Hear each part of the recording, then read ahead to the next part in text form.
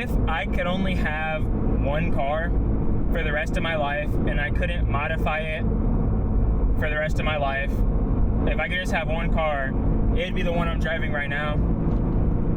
The BRZ/GR86 was my attainable dream car. And a lot of people, every time I tell people that, they're always surprised. But the reason why this car was my dream car was because I look at this car as a blank canvas that can pretty much be whatever picture you paint it to be. So to elaborate on that, this car, you can build it for whatever you want and it'll probably excel at it. If you want to do drift, you can make this thing a drift car. If you want to do time attack, you can make it a time attack car, toge, even drag if you engine swap. Like, it's just a light platform. It's a lightweight, balanced platform with little to no technology, and it's got a 6-speed manual. And when I was getting into cars, that's exactly what I wanted. I wanted a car that I could, not only looks good, first of all, but a car that I can grow with as a driver. You'll have to bear with me, it's kind of raining outside, it's starting to rain. But I wanted a car that can grow with me.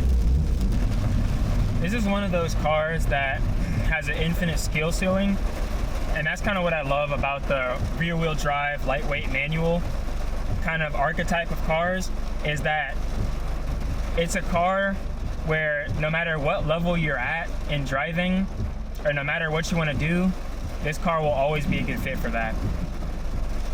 And it's really just the ultimate daily driver solution.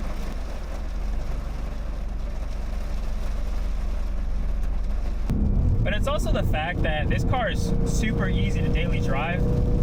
It's not fast enough to where it'll get you in trouble. It looks better than half the cars on the road. The gas mileage for a sports car isn't that bad. I know that part is really going to depend on your driving habits, but for someone like me who daily drives this thing on the highway, I have a highway commute to work, it's really not that bad. I mean, I can check right now actually.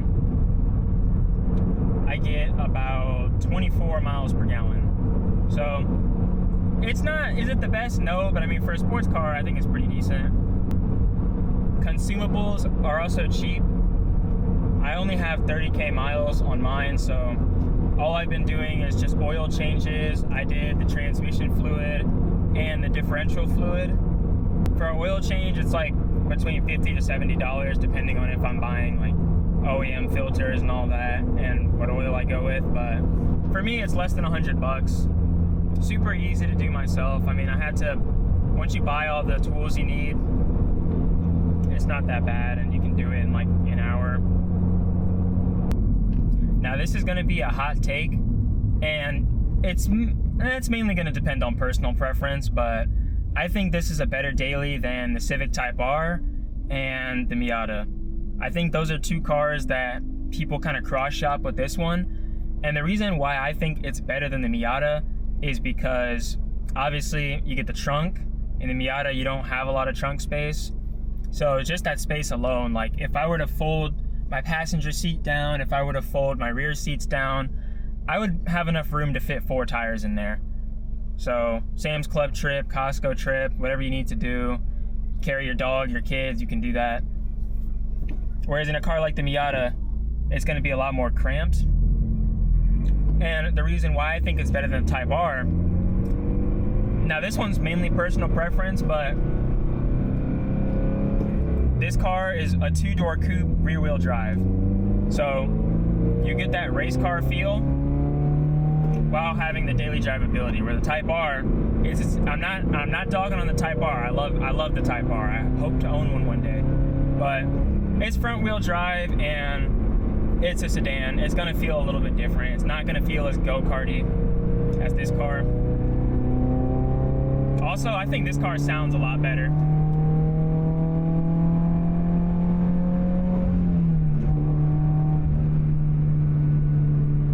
That Boxer engine just has that really like deep kind of growl to it. I honestly think it's the best sounding 4-cylinder. But yeah, the great thing about this car being like such a simplistic car and it being a blank canvas is like I could just use this car and I could repurpose it for whatever I'm trying to do. So if I'm trying to do drift, I mean, out the box, this thing can drift pretty well. I know a lot of people eventually get angle kits, but for someone starting out, I think it's got everything you need. The weight distribution is there. It's got enough power. Excuse me. Manual handbrake, by the way. It's got that as well.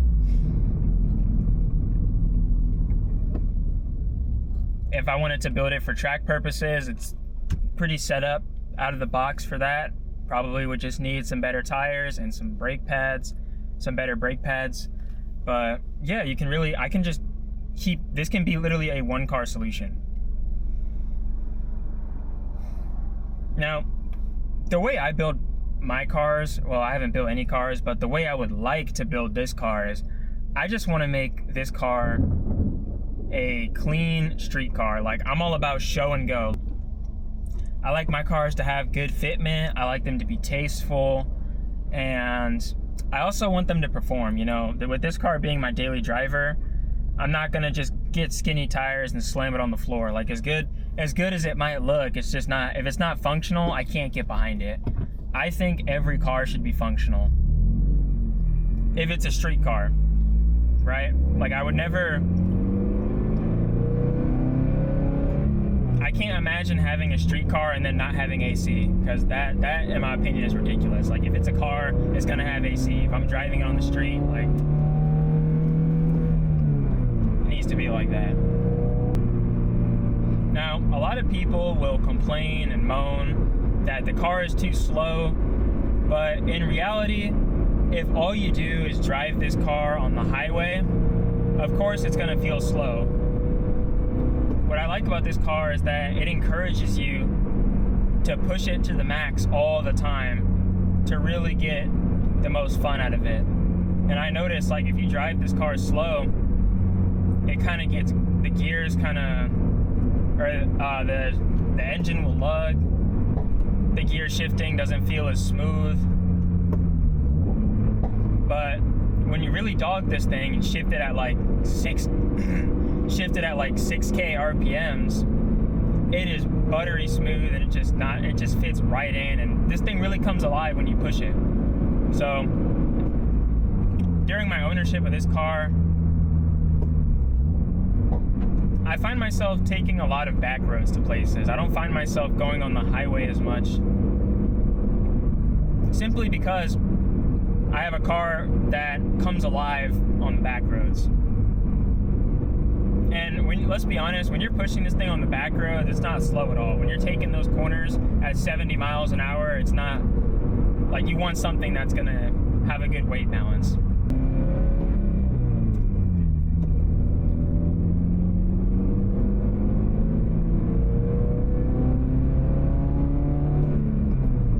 I don't even know how I'm gonna modify this car, if I'm being honest. I mean, aftermarket support is pretty endless. Like, if you go to an 8.6 meet and you see 50 8.6s / BRZs, none of them look the same. I mean, there's so many body kit options. There's so many different styles to go with. Like, there's just so many things that you can do with these cars. I think for now, I'm probably gonna go the OEM Plus route and just kind of go in phases. So phase 1 will be like the OEM Plus, like, you know, wheels, good fitment, some factory options, and that's pretty much it. But these cars, they look so good out the box. Like, I don't even feel the need to go crazy with like body kits or any of that. I say this all the time. This is one of the best looking cars on the road. Speaking of good looking cars, I'm looking at Advanced Auto Parts and I see what looks to be like an Evo. It might just be a regular Lancer, but oh no, that's an Evo 8. Pretty cool. Evos are cool cars. I don't know if I think I'd rather own an STI just because I'm just more of a Subaru person. But if I came across a well taken care of Evo for a good price, I mean, go 8 and 9 is my favorite generation. I might just have to. Yeah, I really think this car is gonna age well. I mean, I'll probably make another video on this, but we're already seeing it now. Like, this car really is the new S chassis in the sense that it's the new blank canvas sports car. I mean, this thing is taking over drift, it's taking over time attack. Like, these things are gonna age well in the next 20 years. I mean, right now we kind of live in the BMW meta, the German car meta, as I like to call it. They've kind of taken JDM car spots in terms of like budget performance. But give it 20 years, people are gonna look back. They're gonna miss the days of cars with very simple maintenance, little to no technology, cheap parts. They're gonna look back onto those days and they're gonna be like, man, I need an 8.6, and then they're gonna shoot up in price. So enjoy the underground era while you can, if you have one of these cars. But yeah, that's pretty much all I gotta say for this one. If you guys enjoyed, hit that thumbs up button, subscribe to the channel. More content, as always, is coming soon, and I hope you guys have a blessed one. See you guys on the next one. Peace.